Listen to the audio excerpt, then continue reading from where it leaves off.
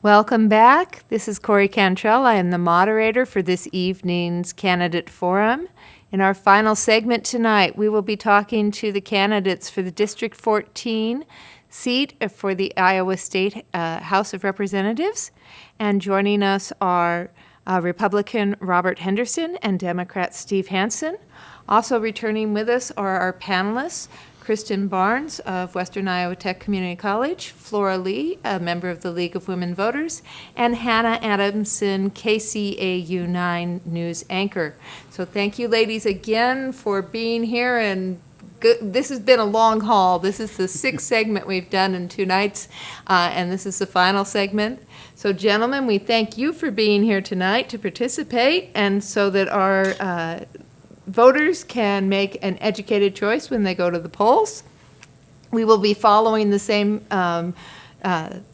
format as we have before, so each candidate will have a 1-minute opening statement. After that, the candidates will be answering questions from our panelists. We'll be taking turns who starts. You will get 60 seconds each to answer each of their questions. And at the end of that segment, you will each have 60 seconds to make a closing statement. Mr. Hansen, we're going to start with you and have you make the first opening statement. Great, thank you. And I want to thank all the parties that are involved with the collaboration. It's a needed forum to have. We're limited this time because of COVID, and so any opportunity we have to address the public and the constituents out there is an excellent one. So thanks again, and for all you do in the community to everybody out there. A little bit about myself. I was born in Sioux City at the old St. Vincent's Hospital, now gone, but I grew up in Siouxland, lived here all my life, attended Briar Cliff, and then I transferred to Morningside, graduated from Morningside with a double major in criminal justice and political science, and also got a graduate degree in University of South Dakota. So as the night goes on, I think we'll find out there are a lot of issues out there, but I got back in principally because I think Iowa can do better, and I think we will do better. Thank you. Mr. Henderson. Thank you. I want to thank the League of Women Voters for this evening, especially those of you who are viewing. In 1989, we moved here where I spent 20 of my 40 career years as coach and a teacher. I've earned a bachelor's and a master's degree in mathematics and a doctorate in educational policy. I also spent 10 years as a university football coach. God has allowed my wife, Jane, and me to have been married for over 49 years. We've raised 3 sons here in Sioux City, and now have 3 daughters-in-law and 4 grandsons. Early on, I became aware of the struggles that families face. Those have resulted in many of the problems that we face today. Attempts to solve them have led to tax increases which are a burden on our people, especially senior citizens and single moms raising children. Most of those attempts have not worked because they have not addressed the root causes for those problems, only the symptoms. I believe there are solutions that we face, but not in the ways that we've often thought, and I'm prepared to argue for those. Thank you. We will now turn to our panelists for their questions, and we will be starting with Ms. Barnes. If you would please direct your first question to Mr. Henderson. Mr. Henderson, the COVID pandemic raised concerns in many different areas of public life. What changes, if any, in state law do you think need to be enacted in the next legislative session resulting from the pandemic? I'm not exactly sure how to answer that because there's far more things that we're learning about the COVID. I was just speaking with the governor about that, and there are new things that are coming forth almost every day. One of the things that I've really appreciated about what we've done to be able to face the COVID is that we've really been able to keep most of our state open. And that has resulted in an economy that's kept going, and we've also battled the COVID, I think, very well. We're probably always going to have the virus, so we're going to be learning more about that. So I think those are probably the kinds of things that we'll have. I think it's really a difficult thing to put down state mandates all the time because every part of the state is different. And what we face here in this area is probably a lot different than what might be faced over in the eastern parts, and there are lots of different things that we need. Thank you. Mr. Hansen. Yes. I think going into the next session, there's no question COVID will be the overriding factor. Can anybody think of a segment of society that has not been impacted by COVID? I cannot. The museum, which I'm the director of, we've had to change our operations, and I think every sector is going to have to adapt to this, and then if you're going to survive. So moving forward, the legislature, I was keeping an open book on what was happening at the state level. Quite frankly, I think the state's lost control, and the legislature is going to have to step in and give some direction. We have put people at risk, and quite frankly, maybe there's a difference here. I think we've put people behind of the economy.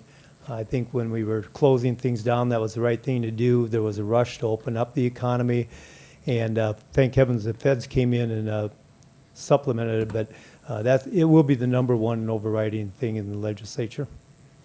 Thank you. Ms. Lee, would you please direct your question to Mr. Hanson? Today's Journal had an article that the state of Iowa has over a $300 million surplus.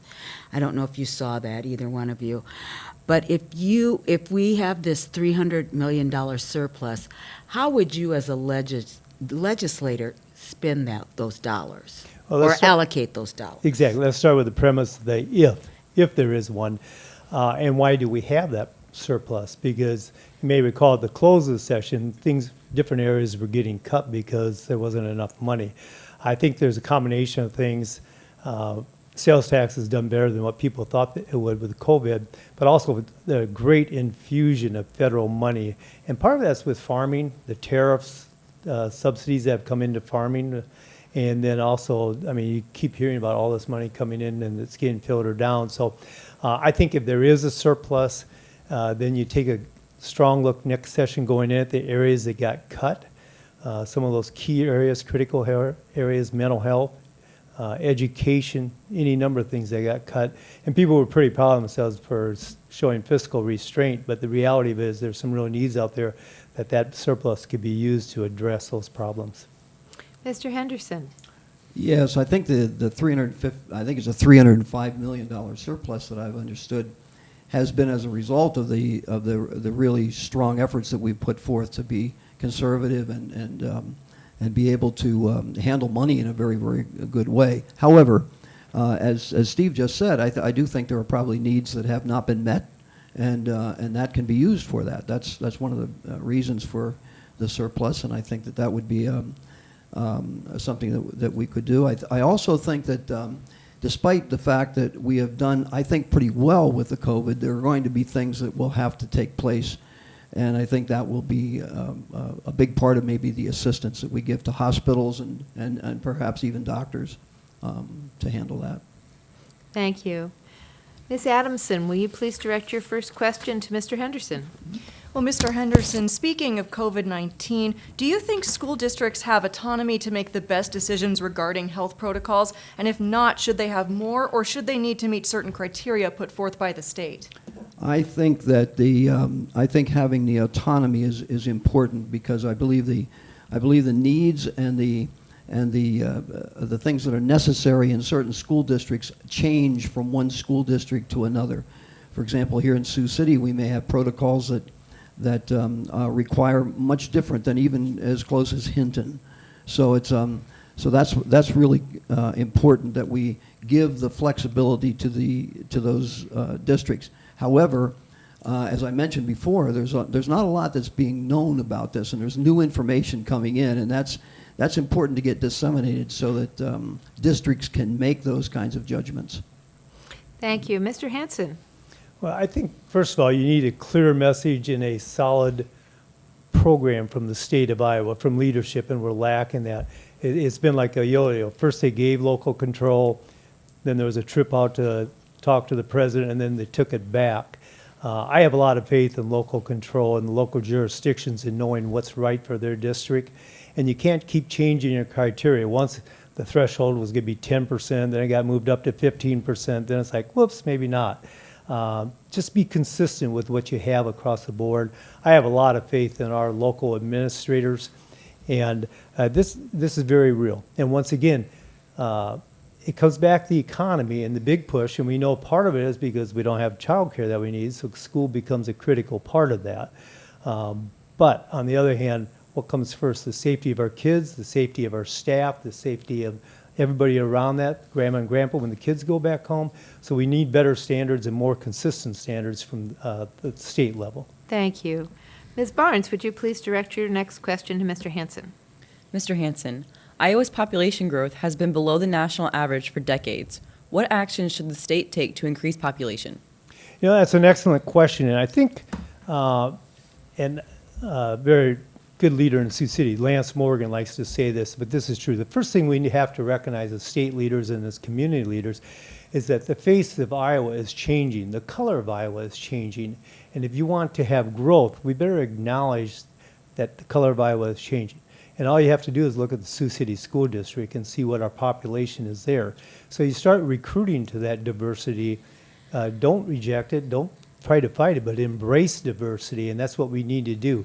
The big companies around here get it. Seaboard, Triumph, Tyson, other companies get it. I mean, you look around, but there's a lot of companies that need to be kind of incented to realize that. I think the school district's doing a good job of that, but that's what we have to realize. I mean, back turn of the century, it was Irish, whatever, you know, a lot of different immigrant groups. Now we got to look and just open up our arms and embrace that kind of change.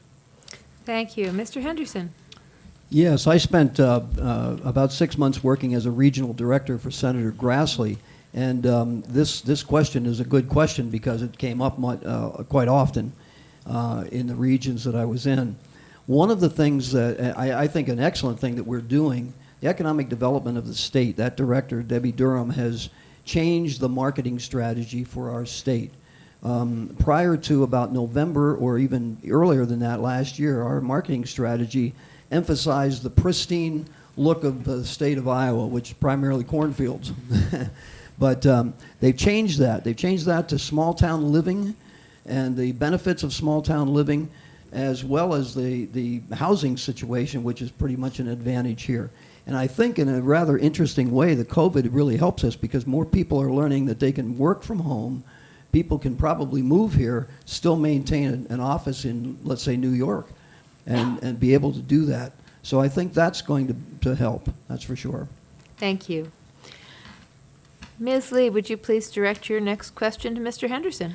Mr. Henderson, Mr. Hanson spoke about the diverse face of Iowa, and you spoke about economic development. And in Sioux City, Woodbury County, mostly the economic development, the growth that I see is in the meatpacking industry.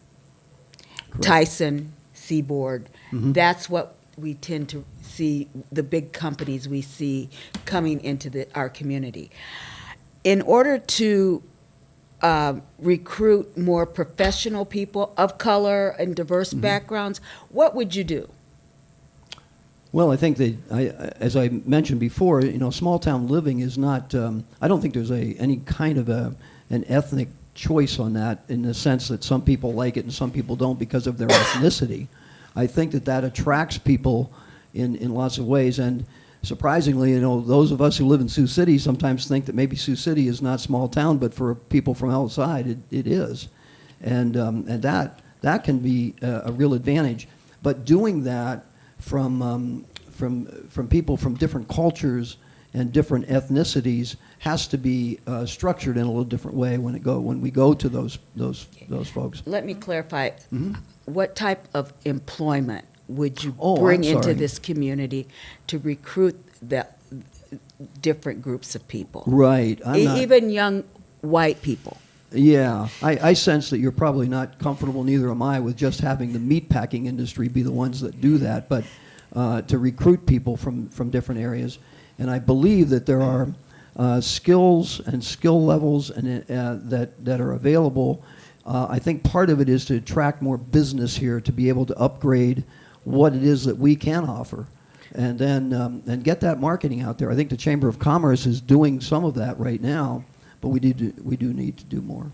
Thank you. We want to give Mr. Hanson a chance to respond to this, so we're going to move on. Mr. Hanson, Great. Well, thank what you. would you do to attract a diverse community into Sioux City in different fields other than the meatpacking industry? Well, you know, one thing, having served in legislature before on the heels of the farm crisis, the governor at that time decided to move in the right direction and try to diversify our economy.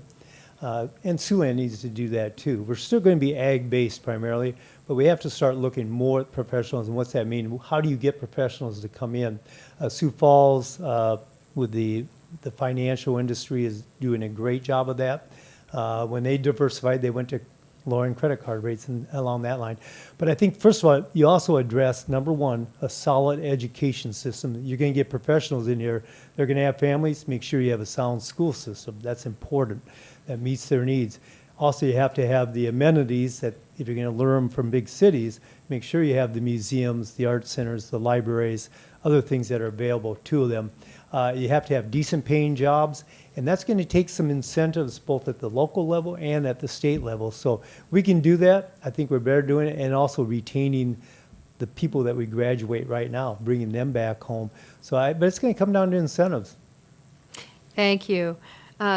Ms. Adamson, will you please direct your next question to Mr. Hansen?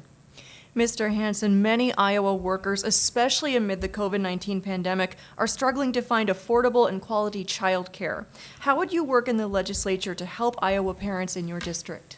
You know, the legislature, one of the few things they were doing on a bipartisan basis is last year, they actually made some, they were working that way. I think everybody realizes that there are different approaches, but child care seems to be a recurring problem. So once again, tax incentives always work. You just have to maybe more think about pre-K programs at schools, and that's public and private schools, investing in those. When you have early childhood education, the whole community benefits from that, and there's multiple layers of benefits of that. So that's probably got to be in the top 5 issues going into the legislature that has to be addressed.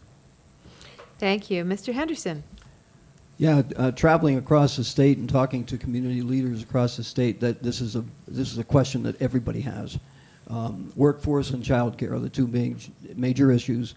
At any rate, some communities have done some really good things. They've coordinated with business to pay for childcare programs. Businesses don't want to provide the childcare programs. That is, they don't want to actually do that, but they want to help that, because part of the workforce is often people that have to stay home with their children, and so that enables them to become involved with that. So I think that's one way to do it. It would be an excellent private and public partnership that has gone on in other communities. I was just talking to the economic developer in Cherokee, and he was telling the same thing. He said, we have to do something about child care because that's affecting everything. Thank you. Now I've lost my place. I apologize. Ms. Barnes, I think we're to you, and I think you're directing your question to Mr. Henderson. Mr. Henderson, in this area's unique geographical position at the convergence of 3 states, what can the legislator do to make sure that the businesses in this area are granted the fairest playing field in competition with companies in neighboring states? Yeah, there's a couple of things that I believe that can happen. The governor has talked about doing a slight increase in sales tax and balancing that with an income tax drop. I don't particularly agree with that because those are two different taxations and they don't always balance themselves. I actually believe that we can do something perhaps with one or the other, but especially sales tax. Right now I believe we have one free sales tax day a year. And I believe that we can balance that maybe with a slight change in sales tax, but have more free sales tax, but for different things. For example, I was visiting with a group of used car dealers and said, what's your worst time of the year? And they told me, and I said, wouldn't it be nice if we had a weekend where it would all be free sales tax on used cars? And they said, oh boy, we'd jump on that. So I think those kinds of things, they're creative, but I think that's what we need to do. Thank you. Mr. Hansen? Interesting. We're not going to compete on the income tax level with South Dakota. It's hard to compete with zero because they have other resources to offset that. So what you do, once again, is you offer the amenities. You offer a world-class education system, which we've been declining the last 10 years. We've been going the wrong direction. So you bulk up the education system. Community colleges, you start offering, building those up, reducing tuition for community colleges. And then you also go out and you recruit and you compare your benefits with those across the rivers. We've been doing better about that over the last decade. I think our Siouxland Chamber, our city has done a good job of that. Our state is doing better. You know, you get away from Sioux City and you go over to Cedar Rapids and Des Moines, they're going great guns.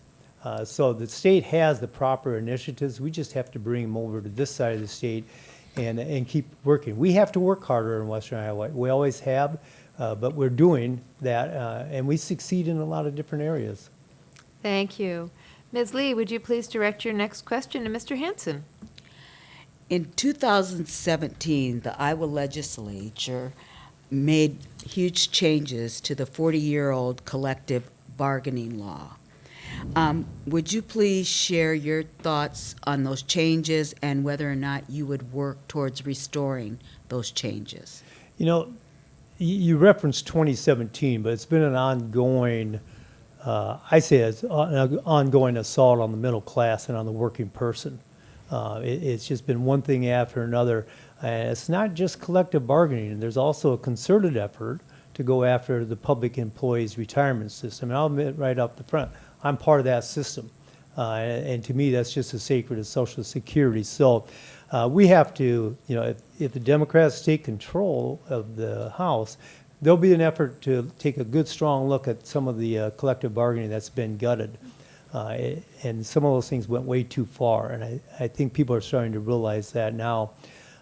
So, you know, like I said, there's something fundamentally wrong about going after middle class and about going after unions, thinking something's wrong with them.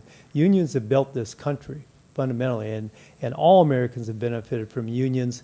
And why the majority party, and quite frankly, why the Republican Party consistently attacks unions, I don't understand it. My dad was a union man. I just don't get it. Thank you, Mr. Hanson. Mr. Henderson? Yeah, we often forget that the state legislature has an important fiduciary responsibility not only to public employees but also to the citizens and taxpayers.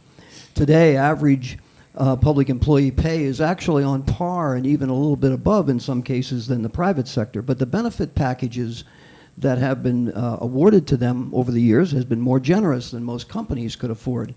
Taxpayers were being asked now to fund many of their own benefits as well as the benefits for public employees. The legislature passed this law which allows public employers to grant packages while not forcing them to negotiate for contractual passages. I spent most of my career as a public school employee, and for years my salary was a lot less than the public. And when it was that case, then indeed it made sense to make up it for benefits, but not now.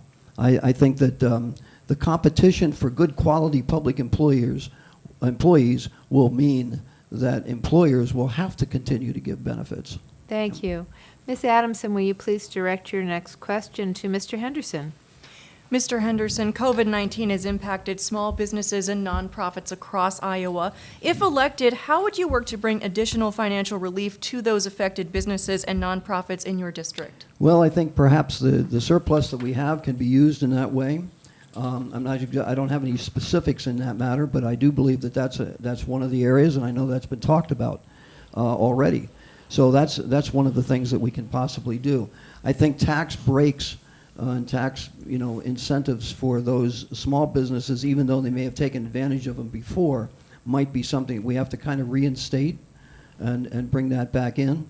Yeah, we really need to work hard at saving those small businesses because they have such an important part of our society and our economy in every way, shape, or form. So, yeah, those would be the things that I would be interested in doing. Yeah. Thank you. Mr. Hanson? Could you repeat the question? Sure. COVID-19 has impacted small businesses and nonprofits across Iowa. If elected, how would you work to bring additional financial relief to those affected businesses and nonprofits in your district? Yeah. Well, the first thing I wouldn't do is cut benefits, like Bob was talking about. You just don't reduce people's benefits. Once again, it's all segments and not just small business. I mean, the hospitality whole industry has been adversely affected. The cultural industry has been adversely affected. So we're going to have to work our way through it. It may be a series of tax incentives. quite frankly, the surplus, I'd go back to a lot of that surplus is supposed to be going that way because it's, I call it the COVID surplus, monies that have come from the feds that need to be brought on down. So, once again, you go back to, you try to help people with health care, you try to help people with child care, and if in fact there's that surplus, then you start shifting that money and looking at incentives to do that. But we shouldn't be leaving people behind, and it's just unconscionable that some people are trying to do that and cut people's benefits and health care. I just don't get it. Thank you. And that's all the time we're going to have for questions this evening. I want to thank our panelists for joining us. Kristen Barnes from Western Iowa Tech Community College Mass Media Program, Flora Lee, a member of the League of Women Voters, and Hannah Adamson, KCAU 9 news anchor. So thank you, all three of you, for being here this evening. We appreciate your time. Gentlemen, I would like to give you each a chance to give a closing statement. And Mr. Henderson, since we started with your opponent last time, we'll let you go first this time. All right, very good. Once again, I want to extend my thanks to the League and all of you who have tuned in here this evening. I'm convinced that a life of service is still an honorable one, as my father taught me years ago. He never ran for office, but he never missed an election either. He was always informed and involved in the process of government, which he knew was really in his hands. And like him, I've been devoted to being the best husband, father, and citizen that I can. As I've said, God has blessed me with a family that is beyond anything that I could possibly have asked for. He's provided me with an education and the experience necessary to have had the influence on over 10,000 former students and athletes, one of which was John Farrell, whose name is inscribed at the memorial in New York because he was in the South Tower.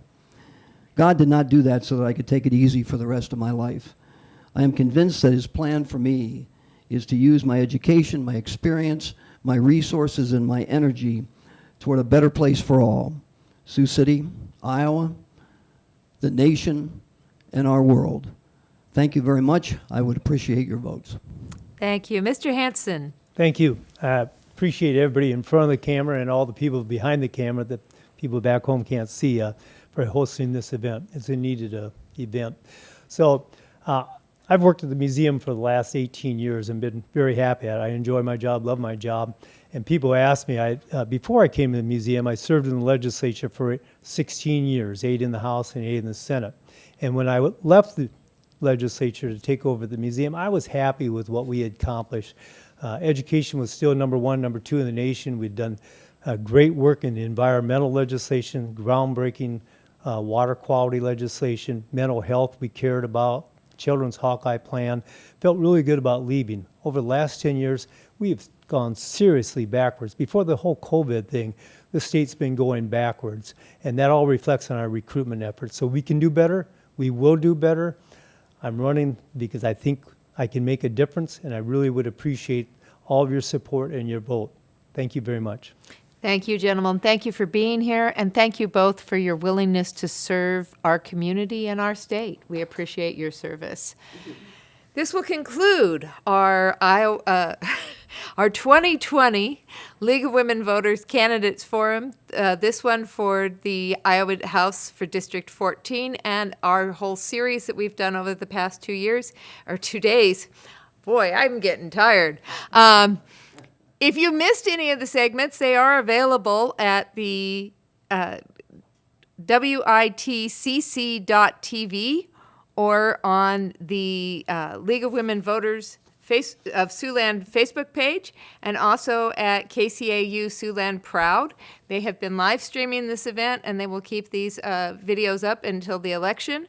We appreciate the help that we have had from KCAU and from Western Iowa Tech Community College. Particular thanks to Chris Mansfield and Steve Warnstaff here at WITCC for the use of the studios, the facilities, for having all these wonderful students who have made this all possible. You guys have been absolutely great for the past 2 nights, and I really appreciate your efforts. So thank you all for joining us. If you missed any of these, please look up them up on YouTube or on one of those previously mentioned channels that you can watch them on. For more information about the candidates, you can go to vote411.org, and you will be able to compare the candidates and their responses to various questions. The League of Women Voters of Sioux City encourages everyone to vote. If you do not feel comfortable voting at the polling locations on November 3rd, you may request an absentee ballot or vote early at Longlines Rec Center at 401 Gordon Drive, Sioux City, beginning October 5th. That option will remain open Monday through Friday from 8 till 4:30 on October 29th. On October 30th, 31st, and November 2nd, long lines will be open from 8 to 5. Those of you who have requested your ballots already, they will be going out on Monday. So if you have not received them yet, it's because they haven't been mailed yet, but they will be on their way. We want to thank the audience for participating, and most of all, we want to encourage all of you to exercise your right to vote. Many people worked really hard for us to be able to get it. The League of Women Voters was founded 100 years ago because of the efforts of women to achieve the right to vote. So please use it. So thank you all again, and for the last time, good night.